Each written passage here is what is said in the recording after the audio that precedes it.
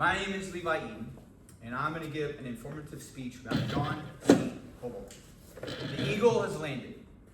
Infamous words said by Neil Armstrong, Apollo 11 mission commander, who was the first man to step foot on the moon. And behind those 12 astronauts who landed on the moon in Apollo's missions 11, 12, 14, 15, 16, and 17, an army of people, engineers and technicians, were behind them in order to get them to the moon. 400,000 people responsible for putting men on the moon. One of those persons, John C Houbolt, so we're going to talk about today.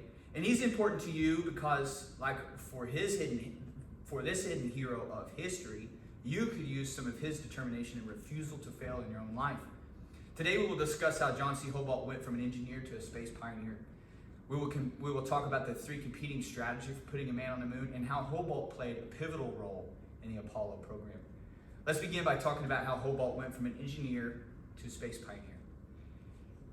John C Houbolt was born in 1919 in Iowa. From a very young age, he was interested in aerodynamics and physics. He eventually got a doctoral degree in technical services in 1957 and started working for NASA in the early 1960s. The 1960s was a hotbed for the race to space. Russia put the first man into space, a cosmonaut into space, and it was important for America to do something greater. According to NASA.gov, in an article written about John C Houbolt on August 10th, 2015, John C Houbolt was adamant in his idea about how to put a man on the moon, and certain his idea was the only idea feasible to put a man on the moon to meet President John F. Kennedy's deadline before the decade was out.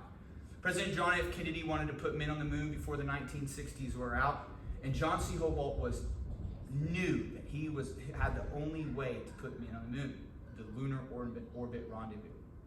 So now that we know a little bit about John C Houbolt, let's talk about the three main strategies to put a man on the moon. The first one was the direct descent. Direct descent, the top one here, is just exactly what it sounds like.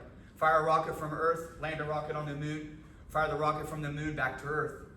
And although this sounds logical, there is no infrastructure to land a rocket on the moon, and the amount of fuel necessary to do a rocket launch from Earth and from the moon was really unfeasible. So the direct descent really was not feasible. The next was the Earth orbit rendezvous. This would include many rocket launches to build a space station in orbit of the Earth, send astronauts from the orbit of the Earth to the moon, land on the moon, and come back to Earth. John C Houbolt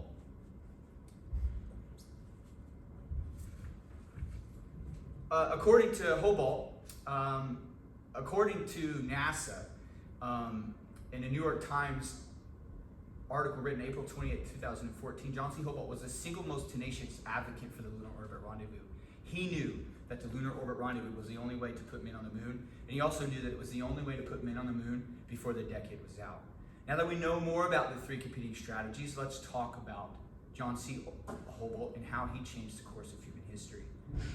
So according to the Man Who Knew the Way to the Moon, an audiobook written by Todd Swillich, released on July 4, 2019, the lunar orbit rendezvous method would require smaller spacecraft, making it easier to launch them into space. Weight is important in every facet whenever you're putting people into space.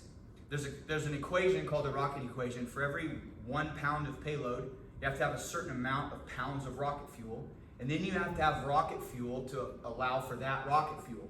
So the lunar craft being small was very important. Everything was taken into account, including the stitches on an astronaut's gear. The lunar orbit rendezvous was the only way also to meet the President John F. Kennedy's timeline for the 1960s. Earth orbit rendezvous was a great idea and would have been great even today. We could have still been using the space station, but it would not have got men to the moon in the 1960s. John C Houbolt was also met with a lot of resistance. There was an engineer by the name of Faget that in one of his presentations, he slammed his hands down on the desk and called John C Houbolt a liar, said, "Your numbers are lying, you're lying about the lunar orbit rendezvous." But John C Houbolt knew that the lunar orbit rendezvous, putting men into space, into the orbit of the moon, separating the lunar lander module, the LEM, to land on the moon, back to the command module, and sending the command module back to Earth was the only way to go to the moon and the only way to do it before the decade was out. Now that you have a better knowledge of who John C. Houbolt was, we'll wrap things up. John C. Houbolt's ultimate success should be more known from the Apollo program triumph. Today we discussed a little about those triumphs and how John C. Houbolt went from an engineer to a space pioneer. We talked about the 3 competing strategies for putting a man on the moon and how Houbolt played a pivotal role in the Apollo program's ultimate success. I'll leave you with this final thought. If John C. Houbolt could be asked today, standing in this room, I bet that he would be a strong advocate against the idea that the lunar landings was a conspiracy. Thank you. Turn that off.